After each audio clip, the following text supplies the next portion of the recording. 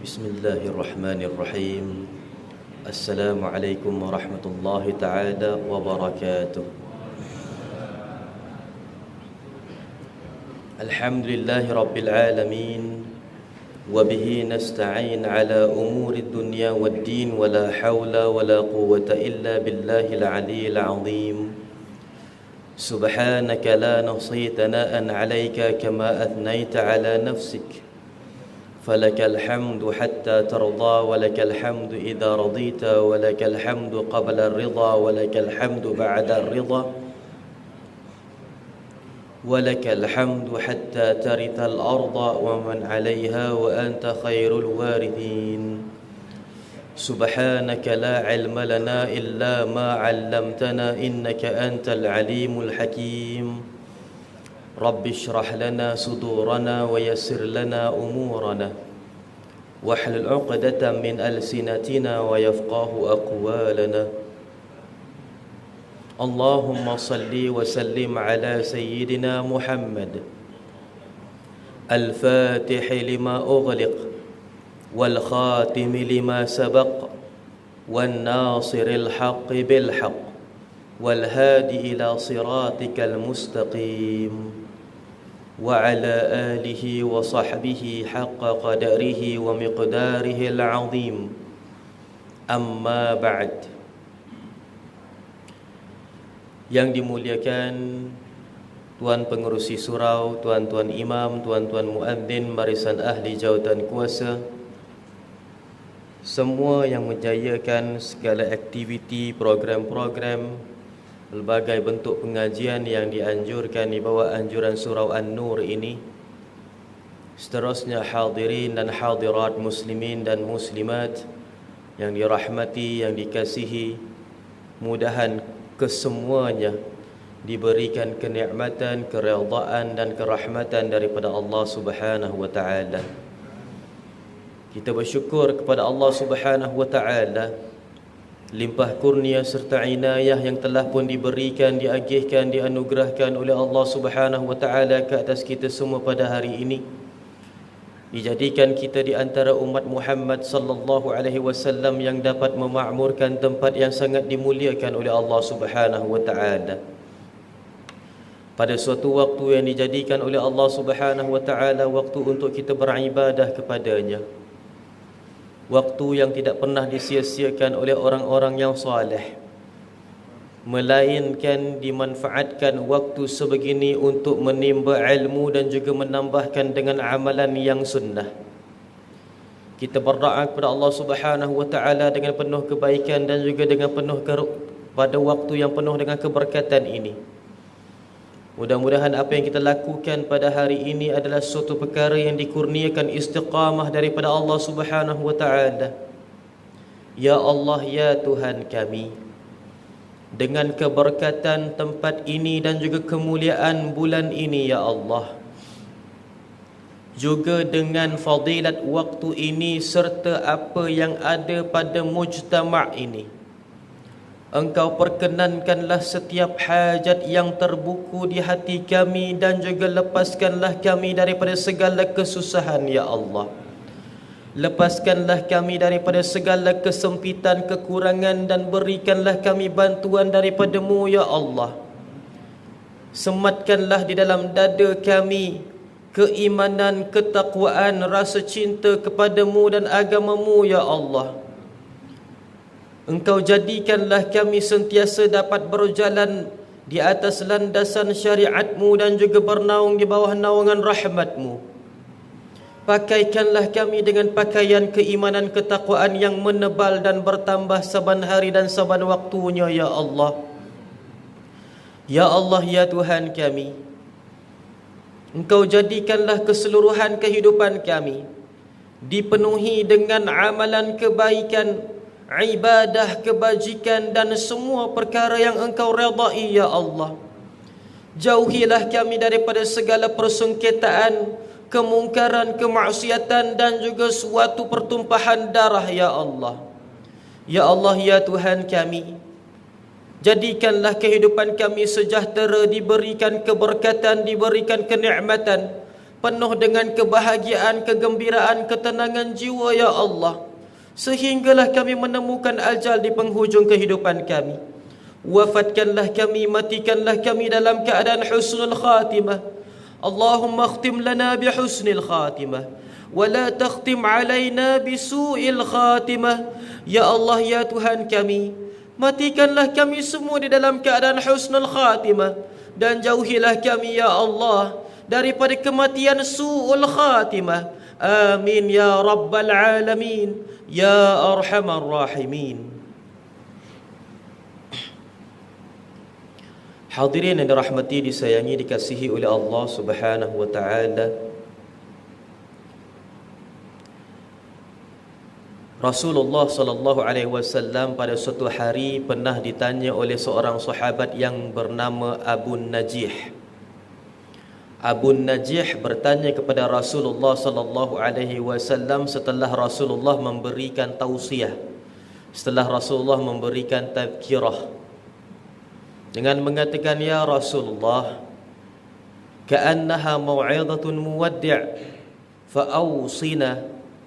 Wahai Rasulullah, tausiah tadi, tazkirah tadi yang Tuhan berikan kepada kami, yakni para sahabat, seolah-olah suatu tazkirah mengucapkan selamat tinggal. Maka nasihatkanlah kami wahai Rasulullah. Kalaulah kita dengar soalan ini, seolah-olah sahabat ini memohon suatu nasihat daripada Rasulullah ketika mana Nabi Muhammad sallallahu alaihi wasallam sewaktu hidup. Tetapi ternyata Rasulullah sallallahu alaihi wasallam telah pun memberikan tausiah, telah memberikan tazkirah, telah memberikan ceramah. Jadi apakah nasihat yang diinginkan oleh Abu Najih ini? Tetapi soalan ini diketahui dan difahami oleh Nabi Muhammad sallallahu alaihi wasallam. Lalu dijawab oleh Rasulullah sallallahu alaihi wasallam dengan pengertian yang para sahabat ini mahu. Kata Rasulullah sallallahu alaihi wasallam, "Usikum bitaqwallah." Aku menasihatkan kamu supaya bertakwa kepada Allah Subhanahu wa taala. Wasiat takwa kepada Allah Subhanahu wa taala ini adalah sunnah. Kalau kita ini melihat kepada semua rukun-rukun khutbah, rukun khutbah wajib ada wasiyatu bittaqwa. Kalau kita dengar khutbah Jumaat, khutbah hari raya, khutbah nikah, khutbah bertunang, khutbah istisqa, khutbah gerhana bulan, semua khutbah mesti ada inni usikum bitaqwallah. Sesungguhnya aku menasihati kamu semua untuk bertakwa kepada Allah. Ini adalah suatu sunnah yang tidak pernah ditinggalkan oleh Nabi Muhammad sallallahu alaihi wasallam.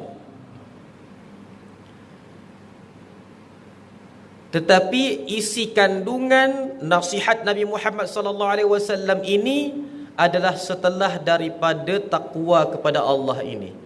Kerana takwa kepada Allah itu asas kepada setiap perkara. Apa-apa pun kalau tidak ada takwa, maka semua perkara kosong. Dia ibarat seperti mana ikhlas. Kalau kita ni solat kita tu kosong, puasa kosong, zakat kosong, haji kosong, habis semua kosong. Habis apa benda yang bagikan nilai kepada kita punya ibadah? Ibarat kalau kosong ditambahkan dengan ikhlas. Ikhlas itu adalah angka 1 ataupun 2 ataupun selebihnya, duduk paling depan sekali. Jadi kalaulah kita lakukan banyak amalan, 4 amalan 4 kosong, ada ikhlas tambah 1 dekat depan, jadilah 10,000. Tapi kalau 10,000 tu buanglah angka dekat depan sekali, kosong tu langsung tak ada makna. Ibarat begitulah kita punya kehidupan. Semua perkara asasnya pada takwa. Hilang takwa, maka yang lain telur saja. Maka semua perkara diukur dengan takwa dulu. Bila ada takwa, barulah yang lain hidup maknanya. Lalu Nabi Muhammad mengatakan, wasma' wa ta'ah wa in ta'ammar alaikum abdul habsyi. Dengar dan taatlah kamu, walaupun kamu akan diperintah oleh seorang hamba daripada Habasyah, kata Rasulullah. Di zaman Nabi Muhammad sallallahu alaihi wasallam, pemimpin itu adalah orang yang berwibawa. Pemimpin itu adalah orang yang dihormati, luaran dalaman, daripada sudut fizikal, daripada sudut spiritual, semuanya adalah orang yang dihormati. Fizikalnya fizikal yang berwibawa, spiritualnya adalah orang-orang yang penuh dengan pendirian. Ini adalah pemimpin zaman dahulu. Bila sampai ke zaman sekarang, setelah kewafatan Nabi Muhammad SAW, boleh jadi orang itu fizikalnya berwibawa, tetapi mentalnya adalah tidak memiliki pendirian. Boleh jadi orang itu fizikalnya nampak macam kerdil, nampak macam orang yang tidak tahu apa-apa, tetapi memiliki suatu keilmuan, memiliki suatu pendirian yang teguh. Jadi selalunya perkara ini berlaku setelah kewafatan Rasulullah. Di zaman Rasulullah selalunya zahir akan seiringan dengan batin. Di zaman Rasulullah SAW, kalau orang itu nampak tak cantik luar, maka tak cantiklah dalam dia. Bila wafat sahaja Rasulullah sallallahu alaihi wasallam, Allah Taala uji umat Muhammad dengan setiap perkara tidak seiringan zahir dan batinnya. Dengan setiap perkara tidak seiringan zahir dan batinnya. Nampak zahirnya handsome, Allahu Akbar, berwibawa, Allahu Akbar, tapi rupa-rupanya hidung belang. Nampak dia punya zahirnya macam tak tahu apa-apa, nampak macam lurus bendul, rupa-rupanya orang yang teguh pendirian, imannya kuat. Perkara ini sebenarnya berlaku setelah zaman ketiadaan para anbiya. Kalau kita dengarlah riwayat macam mana Fir'aun punya rupa, kita rasa astaghfirullahalazim, rupa Fir'aun bukannya rupa yang handsome. Dia bukannya seorang lelaki yang handsome. Digambarkan Fir'aun itu dengan seperti mana dia punya perangai. Fizikalnya pun digambarkan macam perangai dia, dengan penuh keburukan, dengan penuh perkara yang negatif, perkara yang tak disukai. Tapi rupa-rupanya di zaman sekarang, malahan orang yang huduh itu rupa-rupanya baik. Sebenarnya ini ujian umat Muhammad di akhir zaman. Orang-orang yang cantik, orang-orang yang menawan itu rupa-rupanya jahat. Astaghfirullahalazim. Sebab itulah kata Nabi Muhammad SAW, wasma' wa ta'ah wa in ta'ammar alaikum abdul habsyi. Dengar dan taat, walaupun kamu akan diperintah oleh seorang lelaki daripada Habasyah, kata Rasulullah. Maksudnya di zaman Nabi Muhammad belum pernah berlaku pemimpin itu luarannya tidak berwibawa. Ibarat Rasulullah akan mengatakan, wahai sahabatku, lepas aku wafat akan ada orang yang kulit hitam, muka tak handsome, tak berwibawa, langsung jadi pemimpin. Dan dia sangat-sangat adil, dan dia sangat-sangat berilmu. Subhanallah. Kata Rasulullah, dengar dan taat. Wa in ta'ammar alaikum abdul habsyi. Walaupun kamu akan diperintah oleh seorang lelaki daripada negara Habasyah. Ada ulama yang mengatakan bahawasanya lelaki daripada negara Habasyah ini adalah untuk menggambarkan bahawasanya orang yang tidak memiliki keilmuan yang tinggi. Maksudnya, akan sampai suatu zaman, wahai para sahabatku, kamu akan diperintah oleh seorang lelaki yang ilmu agamanya akan lebih rendah berbanding rakyatnya. Macam zaman sekarang lah. Subhanallah. Zaman sekarang sangat tidak pelik kalau pemimpin kita ilmu agamanya lebih rendah berbanding rakyatnya. Sangat tidak aneh dan bukan perkara yang bukan perkara yang pelik pun. Subhanallah. Tapi kalau zaman Rasulullah dan zaman yang terdahulu, sangat pelik. Kalaulah pemimpin tak reti agama, sangat aneh zaman tersebut. Sampaikan Malik Najasyi. Malik Najasyi itu adalah pemimpin kota Habasyah. Pemimpin kota Habasyah namanya Raja Najasyi. Dia adalah orang yang paling alim di dalam agama Nasrani. Sampaikan semua ketua padri pun di bawah dia. Sampaikan dikatakan Raja Kisra, raja orang-orang Yahudi pada ketika itu. Dia adalah raja kepada rahib-rahib Yahudi. Sampaikan semua ketua rahib Yahudi di bawah dia. Di zaman Rasulullah, bila nama raja sahaja, dia adalah orang yang paling pandai dalam agama. Itu maksud dia. Tapi bila sampai ke zaman sekarang, bila kata raja tak semestinya pandai agama. Ini zaman sekarang, subhanallah. Dan perkara itu bukan suatu perkara yang menjatuhkan. Dia reality. Dia adalah suatu reality, subhanallah. Sampaikan sekarang ni pun,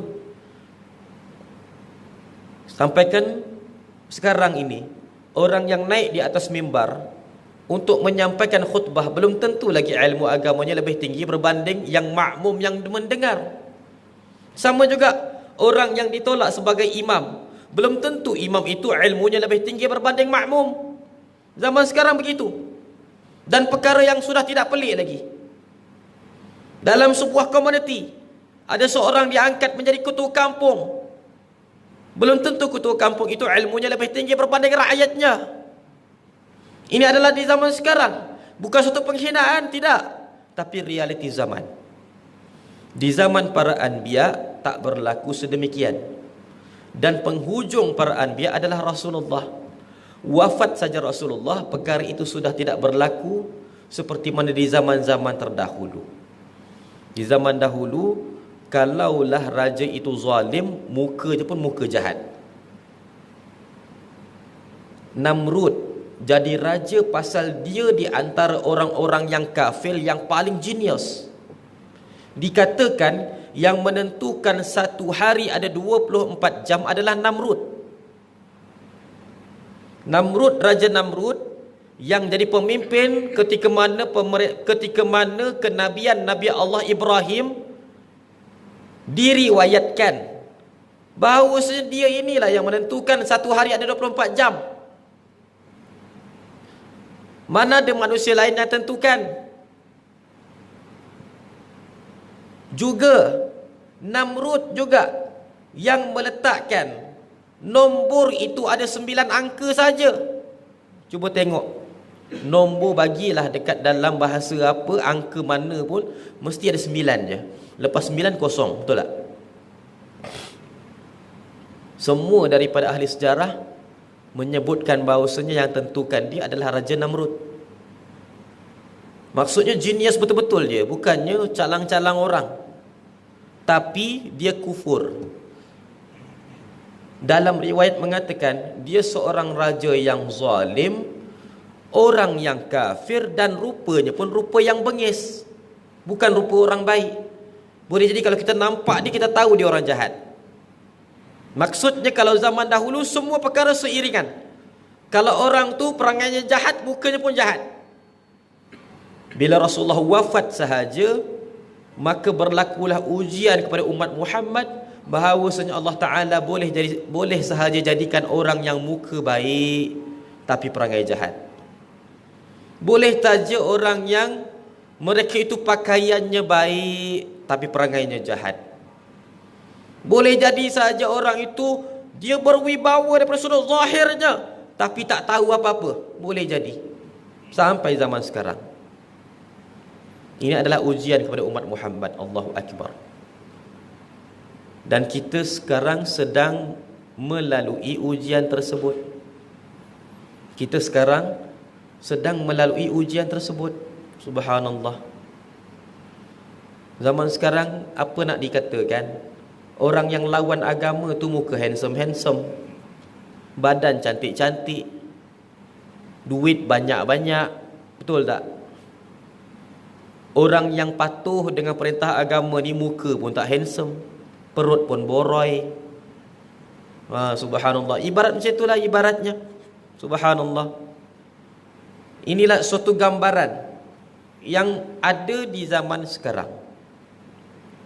Hadirin dan dirahmati disayangi dikasihi oleh Allah Subhanahu wa taala. Kata Rasulullah SAW, wasma' wa ta'a wa in ta'ammar 'alaikum 'abdul habsyi. Dengar dan taatlah kamu walaupun kamu akan diperintah oleh seorang hamba daripada Habasyah. Fa inna man ya'ish minkum fasayara ikhtilafan katsira. Fa 'alaikum bisunnati wa sunnatil khulafa ar-rasyidin al-mahdiyyin. 'uddu 'alaiha bin nawajidh. Rasulullah sallallahu alaihi wasallam menyebutkan bahawasanya sesungguhnya barang siapa yang masih hidup di kalangan kamu setelah kewafatan aku, kata Rasulullah, dia akan melihat ikhtilaf yang sangat banyak di kalangan umatku. Maka bagi kamu semua, peganglah sunnahku dan sunnah khulafa ar-rasyidin al-mahdiyyin. Genggamlah ia kuat-kuat, seperti mana kamu itu menggigit sesuatu pada gigi gerham. Ibarat kita ni ambil benda, gigit dekat gigi gerham kita, jangan lepas. Cuba kita ambil tali, kita gigit dengan gigi gerham kita, suruh orang sentap, terlepas tak tali tersebut? Sama ada tali itu putus ataupun gigi kita patah. Itu je. Ambil tali rapia ke, tali apa ke, gigit kuat-kuat dekat gigi gerham ni. Panggil seorang, suruh sentap tali tersebut. Salah satu perkara je berlaku. Kalau betul-betul gigitan kita tu kuat sungguh, sama ada tali tersebut terputus ataupun gigi kita patah, salah satu saja. Maksudnya kuat sungguh. Kata Rasulullah SAW, barang siapa yang hidup lagi setelah kewafatan aku, yakni di kalangan umat Muhammad, dan termasuk dalam kategori tersebut adalah kita semua. Kita semua adalah kategori yang disebut oleh Nabi Muhammad sallallahu alaihi wasallam. Barang siapa yang masih lagi hidup setelah kewafatanku, kata Nabi Muhammad, dia akan melihat khilaf, percanggahan pendapat yang sangat banyak di kalangan umatku. Nah, ikut yang mana satu? Rasulullah mengatakan, fa'alaikum bisunnati, maka ke atas kamu ikutlah sunnahku, wa sunnatil khulafa ar-rasyidin al-mahdiyyin, dan sunnah para khalifah yang diberikan petunjuk dan juga yang diberikan hidayah sehinggalah akhir zaman, kata Rasulullah. Peganglah ia seperti mana kamu menggigit sesuatu pada gigi gerham kamu.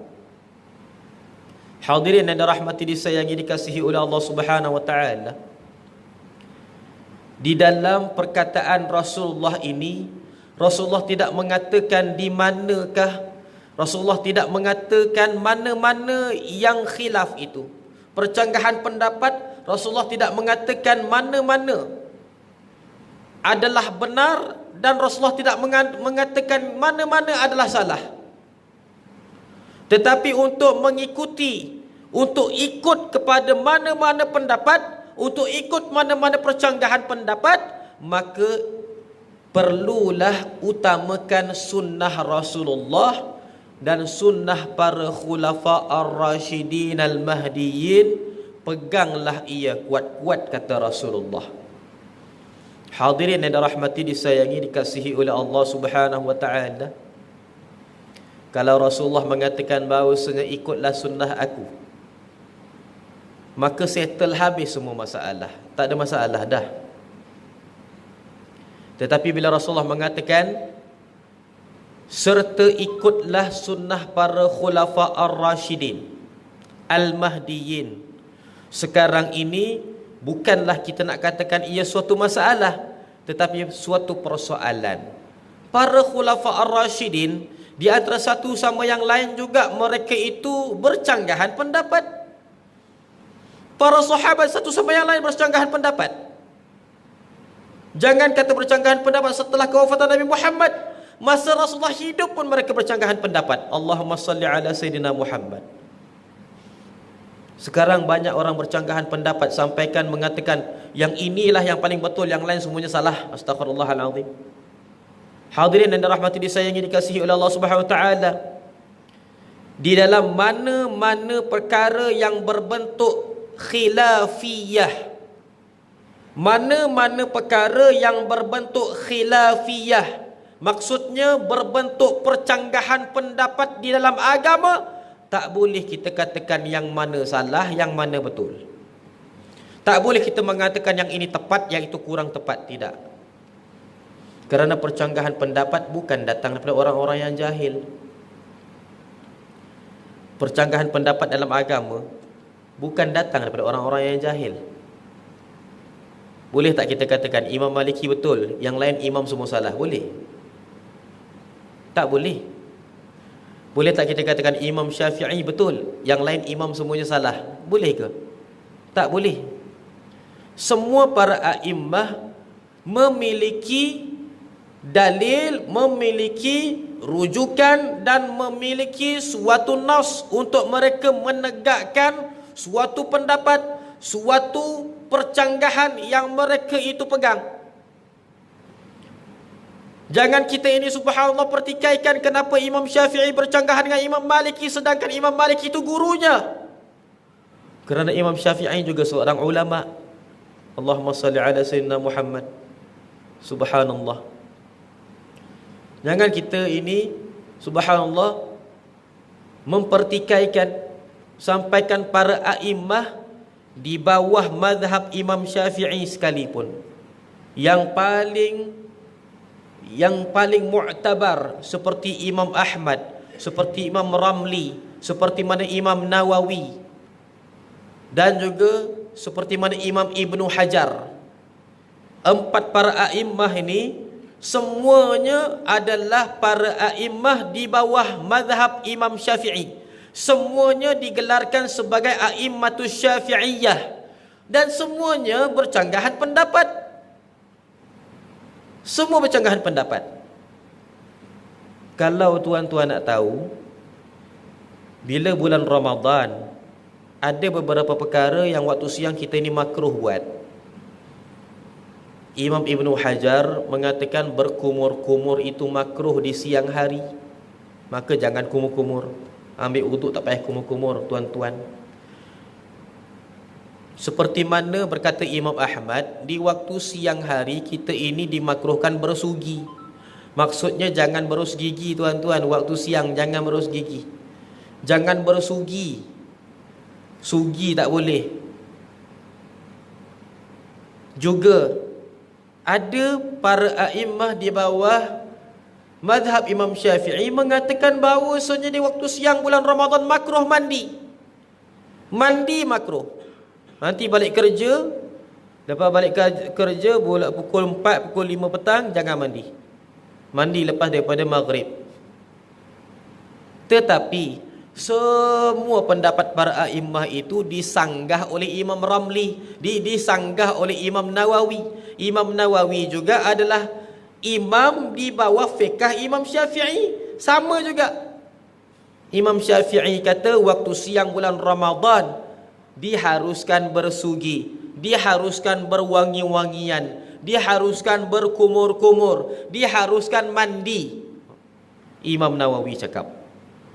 Subhanallah. Imam Nawawi kata tak ada makruhnya. Sugilah kamu tiap-tiap kali waktu solat. Solat asar ke solat zuhur ke, tak jadi masalah. Imam Nawawi kata tak makruh kalau kamu itu berkumur-kumur. Kumur-kumurlah setiap kali mana kamu mengambil uduk. Imam Nawawi kata bahawasanya tidak makruh kalau kamu itu mandi. Mandilah kamu kalau badan kamu kotor. Jadi di antara para a'immah, di bawah satu mazhab pun percanggahan. Jangan kata mazhab lain-lain. Mazhab lain-lain jauh lagi percanggahannya. Imam Syafi'i mengatakan bahawasanya sembelihan orang-orang Yahudi dan Nasrani itu kita tak boleh makan, haram. Imam Maliki, Imam Hanafi, Imam Hanbali, semua ulama ini mengatakan sembelihan orang-orang Yahudi dan Nasrani itu kita boleh makan, halal. Jadi Imam Syafi'i seorang saja yang kata tak boleh. Subhanallah. Apa pendapat Imam Syafi'i mengatakan laqad kafaru man qala, telah pun kafir barang siapa yang mengatakan Allah itu ada tiga, ada peniga, ada isteri, ada anak. Maksudnya Nasrani dah kafir, bukan Islam dah, bukan ahlul kitab dah laginya. Dia sembelih apa pun haram kita makan, sebab dia kafir, bukannya Muslim lagi dah. Ahlul kitab yang kita boleh makan dagingnya macam mana? Kita boleh makan sembelihan macam mana? Yang mereka itu hanifan musliman wa ma kana minal musyrikin. Ini ada lagi tak zaman sekarang? Tak ada. Subhanallah. Mentauhidkan Allah Subhanahu wa taala. Wa ma kana minal musyrikin. Tidak mereka itu mensyirikkan Allah Subhanahu wa taala. Orang Nasrani tak mensyirikkan Allah Subhanahu wa taala ke? Orang Yahudi tak mensyirikkan Allah Subhanahu wa taala. Jadi Imam Syafi'i kata sembelihan, binatang sembelihan Yahudi dan Nasrani, orang Islam tak boleh makan, haram. Imam Syafi'i mengatakan bahawasanya anjing itu mughalladhah, anjing itu najis mughalladhah. Tapi Imam Maliki, Imam Hanbali, Imam Hanafi, empat mazhab, seorang imam saja, Imam Syafi'i, yang kita ikut mazhabnya mengatakan anjing itu adalah najis mughalladhah.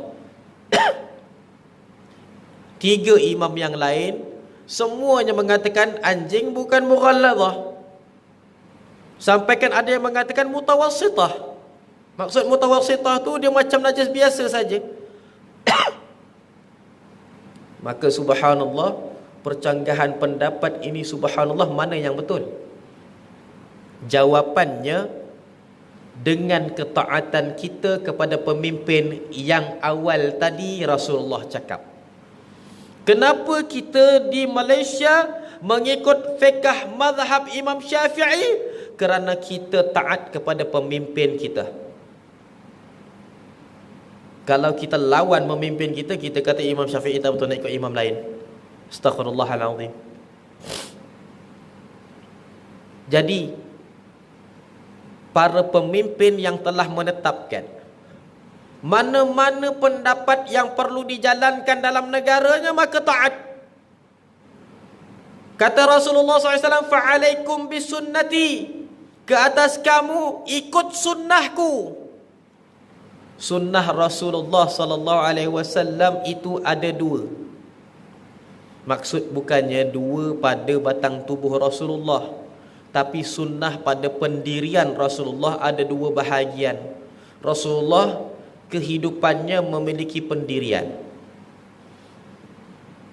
Yang pertama, Rasulullah SAW hidup di zaman Makkiyah, iaitu di zaman Rasulullah SAW sebagai rakyat yang terpimpin. Waktu itu Rasulullah SAW menyampaikan keislaman tanpa kuasa.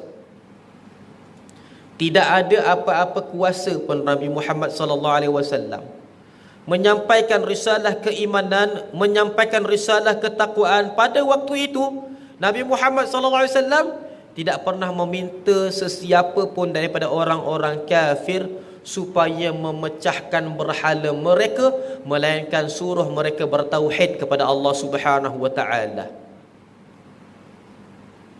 Hadirin dan rahmati disayangnya dikasihi oleh Allah Subhanahu wa taala.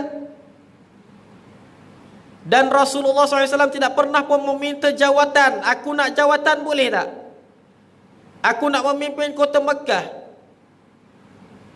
Kalaulah Rasulullah nakkan jawatan, orang-orang Arab Quraisy dah menawarkan jawatan pada Rasulullah. Abu Sufyan mengatakan, wahai Abu Talib, kata kepada anak saudara kamu tu, apa yang dia nak kami boleh bagi. Kalau dia nak pangkat, kami jadikan dia ketua kami. Kalau dia nak harta, kami jadikan dia paling banyak harta. Kalau dia tu gila, kami cari tabib yang paling pandai rawat dia. Kalau dia nak perempuan cantik, kami cari mana-mana perempuan di seluruh tanah Arab ini, mana yang paling cantik, kahwinkan dengan dia. Wahai Abu Talib, tolong kami, beritahu pada Muhammad apa yang dia nak, kami boleh berikan. Sampai kepada Nabi Muhammad sallallahu alaihi wasallam, Rasulullah jawab apa? Law wudi'a asy-syamsa 'ala yamini wal qamara 'ala yasari 'ala an atruka hadzal amri lan atrukuhu abada, kata Rasulullah. Kalaulah aku diberikan matahari di sebelah tangan kananku, dikurniakan dengan bulan di sebelah tangan kiriku, supaya aku tinggalkan dakwah ini, sesekali aku tak akan tinggalkannya, berkata Rasulullah kepada Abu Talib, pakciknya. Subhanallah. Kalau Rasulullah nakkan jawatan, Rasulullah dah jadi dah Perdana Menteri Kota Madinah, melampaui Abu Sufyan. Abu Sufyan dia adalah Sayyidu Makkah, dia adalah penghulu Kota Mekah. Abu Sufyan tu yang tawarkan. Katanya Abu Talib, kalau Muhammad itu nakkan jawatan, aku turun, Muhammad ambil alih tempat aku. Tapi dia tinggalkan dia punya dakwah. Itu adalah pendirian Rasulullah di dalam kota Mekah. Tapi begitu Nabi Muhammad SAW sampai ke kota Madinah, ditawarkan jawatan bukan daripada orang-orang kafir Quraisy, tapi daripada orang Yahudi yang mempelopori bisnes, yang mempelopori perniagaan dalam kota Madinah pada waktu itu, perniagaan emas dan perak, Bani Qainuqa, Bani Najjar. Ada satu lagi Bani namanya Bani Khaybar. Semuanya adalah Bani Yahudi belaka. Semuanya Yahudi. Mereka ni memang benar-benar Yahudi yang daripada keturunan Bani Israel. Datang daripada bumi Syam, nak tengok mana satu Nabi daripada kalangan orang-orang Arab. Mereka menjadi mata-mata sampai membentuk suatu bani dekat dalam kota Madinah. 3 bani ni yang akhirnya dihalau keluar oleh Rasulullah SAW. Salah satu bani itu menuntut peperangan daripada Nabi Muhammad SAW, namanya Bani Khaybar. Subhanallah. Bani Qainuqa, Bani Najjar telah berperang dengan orang Islam dan orang Islam menang dalam peperangan. Bani Najjar berperang dengan orang Islam, peperangan tergantung. Tak ada menang, tak ada kalah. Sebab itulah orang Islam selalu melaungkan Khaybar, Khaybar, Khaybar ya Yahud, Jaishu Muhammad Saufa Ya'ud. Iaitu apa? Perang Khaybar, perang Khaybar. Perang Khaybar, wahai orang-orang Yahudi, tentera Nabi Muhammad akan kembali. Peperangan tu tergantung pasal apa? Pasal orang-orang Yahudi dah rasa macam nak kalah, dia berundur awal-awal.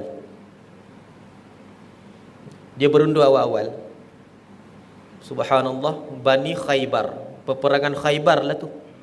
Bani Najjar, peperangan kalah semua Bani Najjar. Bani Qainuqa, habis orang Yahudi dikalahkan oleh orang Islam. Bani Khaybar, peperangan tergantung. Kata Rasulullah SAW, akan datang suatu kaum daripada umat aku akan kembalikan tentera umat Muhammad mengalahkan Bani Khaybar di akhir zaman. Minta-minta itu anak cucu kita, amin ya rabbal alamin. Kata Rasulullah sallallahu alaihi wasallam, akan datang suatu kaum di kalangan umat aku di akhir zaman membentuk suatu tentera umat Islam di kalangan umat aku. Mereka akan kembali berperang dengan Bani Khaybar dan akan kalahkan mereka. Sebab apa? Peperangan tu akan tergantung. Masa zaman dahulu Nabi Muhammad, peperangan tu tergantung tengah-tengah jalan. Tak ada yang kalah, tak ada yang menang. Nampak macam orang-orang daripada Bani Khaybar akan kalah, lalu mereka pun lari berundur supaya mereka tak nampak macam kalah. Kalau ikut kuantiti, orang Islam kalah pasal apa? Kuantiti orang Islam sedikit. Kalau ikut kuantiti, mereka menang. Tapi kalau ikut tenaga, mereka ingin kalah, berundur mereka. Lalu orang kata fair, maksudnya seimbang. Awak tenaga kuat tapi jumlah sedikit, nampak macam boleh menang. Awak tenaga tak kuat tapi jumlah banyak, nampak macam tak boleh nak kalah. Jadi seri, satu sama. Kata Nabi Muhammad, akan datang di kalangan umat aku membentuk tentera Muhammad di akhir zaman dan akan kembali berperang dengan tentera Khaybar dan mereka akan mengalahkan tentera Khaybar. Inilah yang selalu dilaungkan oleh mujahidin.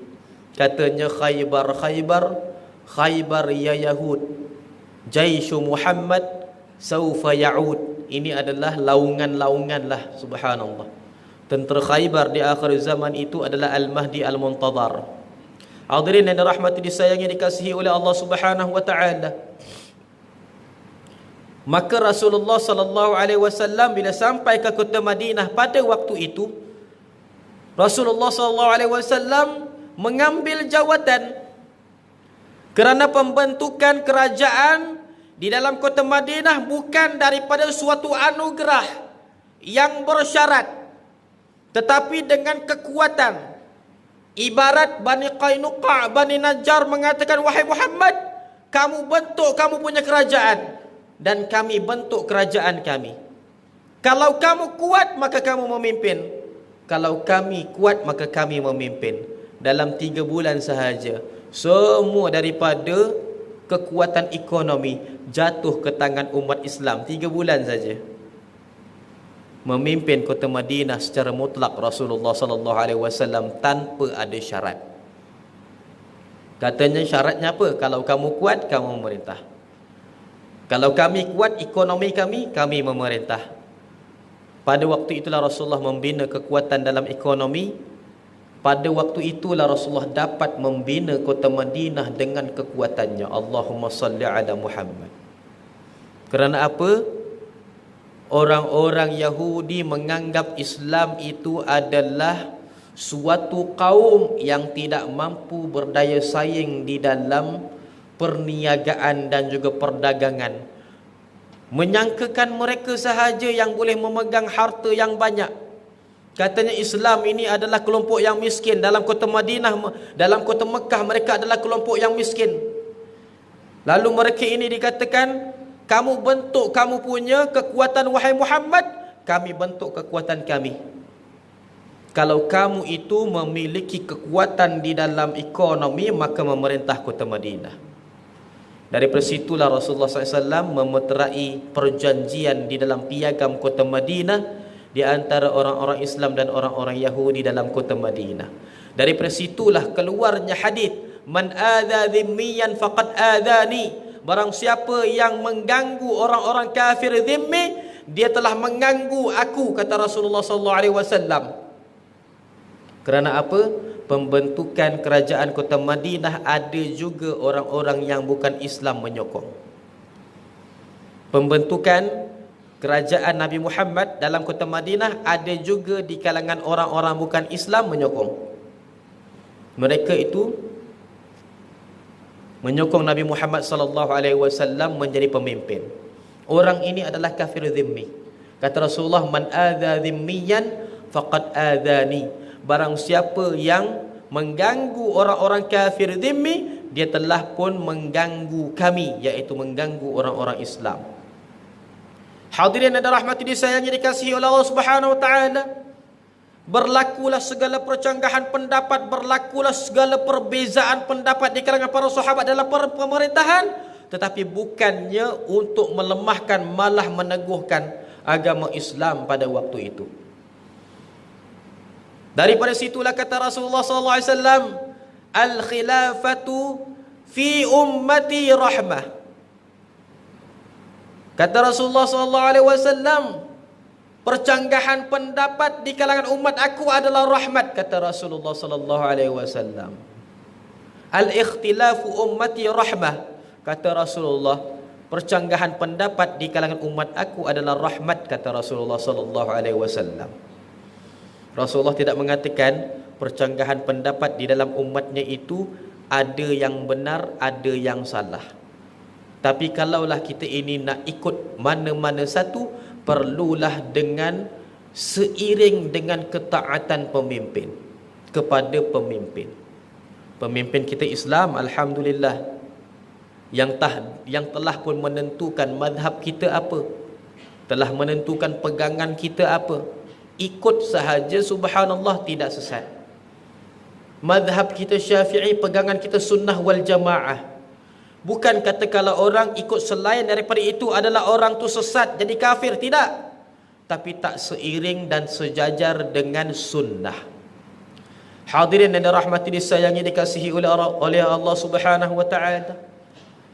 Di sinilah yang harus kita faham.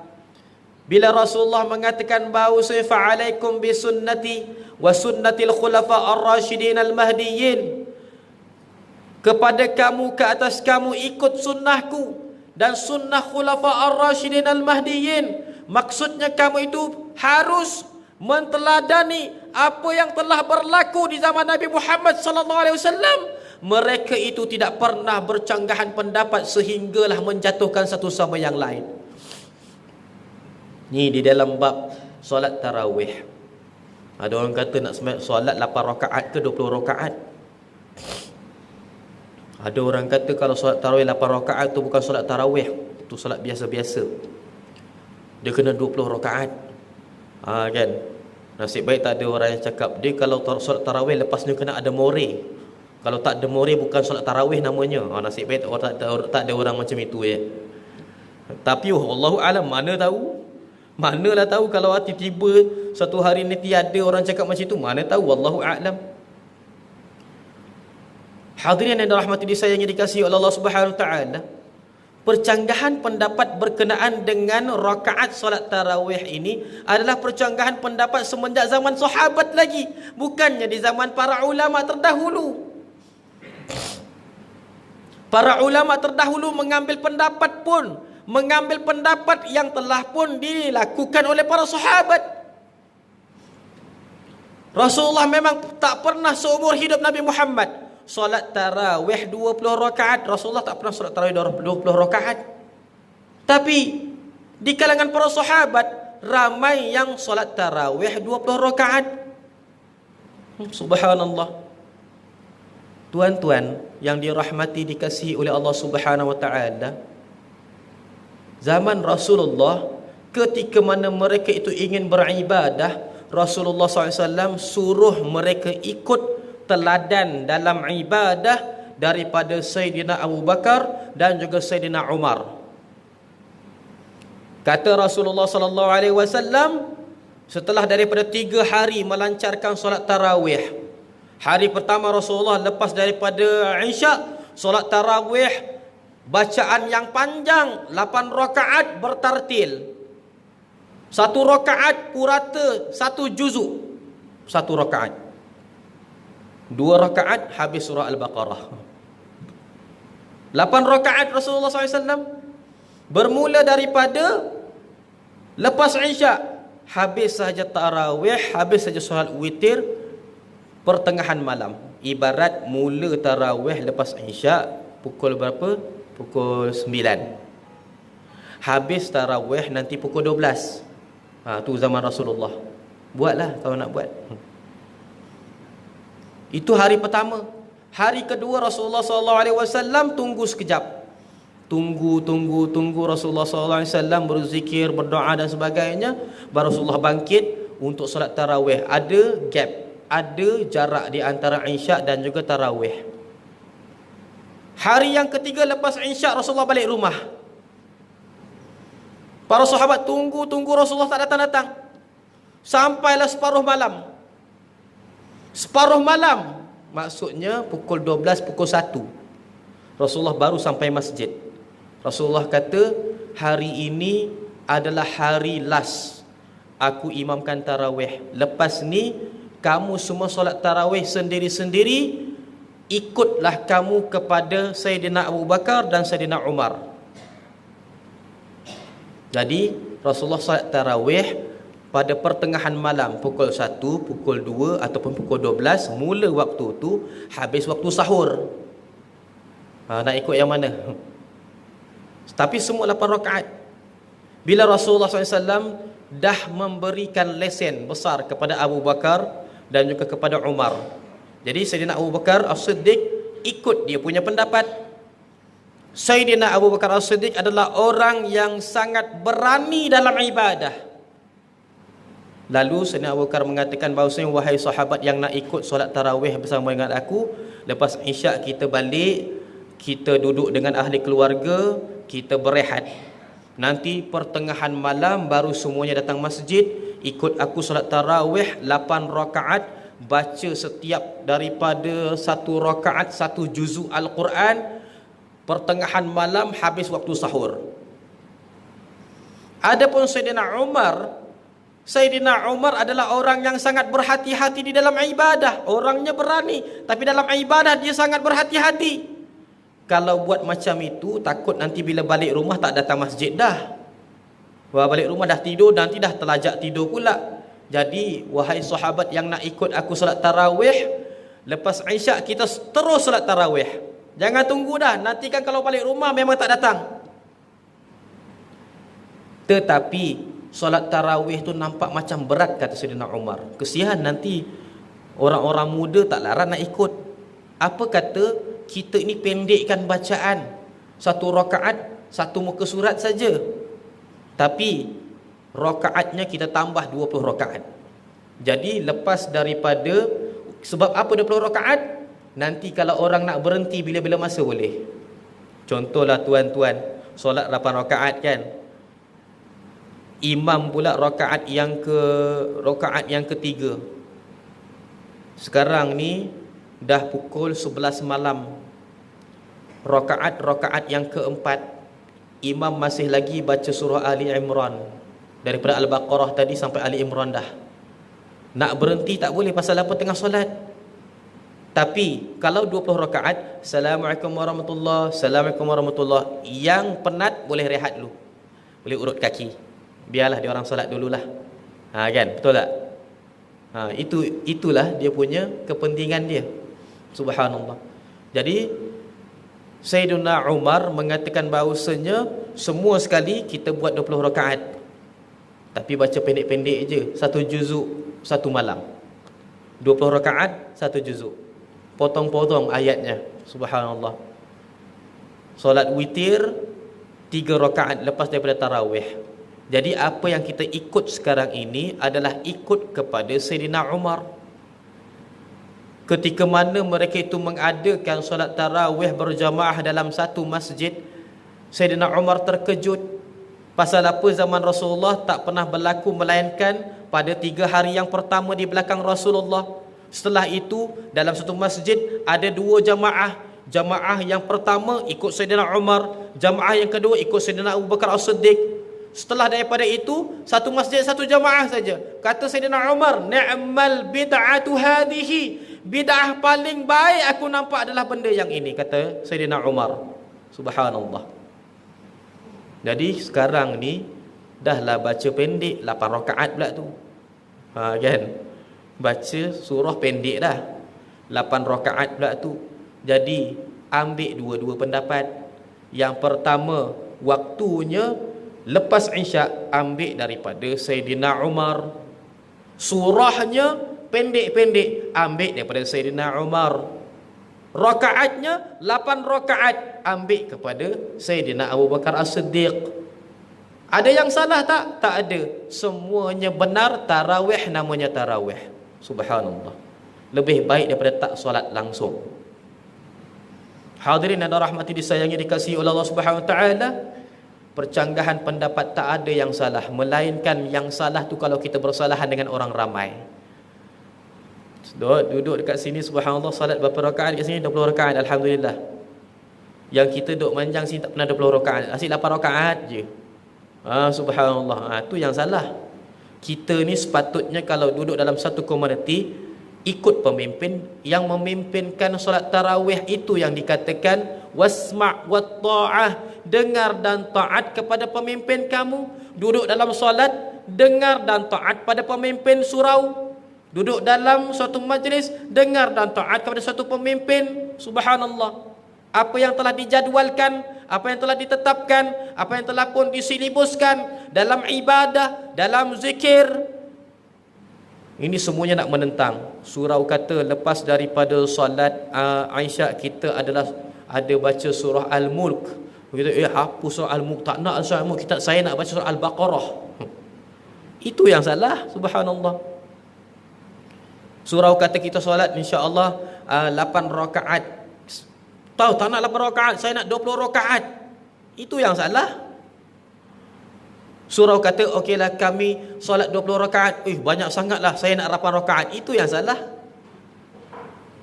Percanggahan pendapat tidak ada yang salah, melainkan kalau kita bersalahan dengan pemimpin. Hadirin dan rahmati disayangi dikasihi Allah Subhanahu Wa Taala. Dan kemudiannya baru Rasulullah mengatakan, wa iyyakum bimuhdatsatil umur, dan ke atas kamu hati-hati dengan perkara-perkara yang baru. Cuba kita perhatikan, Rasulullah mengatakan kamu akan melihat suatu khilaf, suatu percanggahan yang sangat banyak. Nak ikut yang mana satu? Ikutlah sunnah Rasulullah dan sunnah Khulafa Ar-Rashidin. Rasulullah tak kata mana-mana yang betul, mana-mana yang salah. Malahan semuanya boleh ikut. Kemudiannya kata Rasulullah, maka hati-hati dengan perkara yang baru. Apa perkara yang baru? Perkara yang tak ada kena-mengena langsung dengan khilafah ataupun dengan ikhtilaf, percanggahan pendapat di kalangan umat Muhammad. Tak ada langsung. Subhanallah. Maksud tak ada langsung tu, benda baru tambah-tambah. Fa inna likulli muhdatsatil bid'ah, setiap perkara yang baru itu kata Rasulullah bid'ah. Apa dia yang bid'ah? Zikir, ada menari, pergaulan lelaki perempuan, inilah namanya bid'ah. Ni kalau apa dalam bulan Ramadan, Ramadan tak payah tarawih lah, tak payah tarawih. Inilah yang bid'ah. Subhanallah. Kalau puasa, subhanallah, bolehlah puasa setengah hari. Kan, budak-budak kecil kita jangan ajar dia puasa kesian. Ni yang namanya bid'ah. Astaghfirullahalazim. Tak pernah berlaku di antara dalam percanggahan pendapat agama pun tak ada. Subhanallah. Cari dekat mana mazhab Imam Syafi'i, tak ada. Mazhab Imam Hanbali tak ada. Habis semua mazhab pun tak ada. Benda baru. Subhanallah. Jadi subhanallah, ini adalah muhdatsat, benda baru. Kata Rasul, di kulli muhdatsatil bid'ah, setiap benda muhdatsat. Rasulullah tidak mengatakan setiap khilafah tadi, setiap ikhtilaf percanggahan tu adalah bid'ah. Tidak. Rasulullah mengatakan muhdatsat yang baru tadi bid'ah. Subhanallah.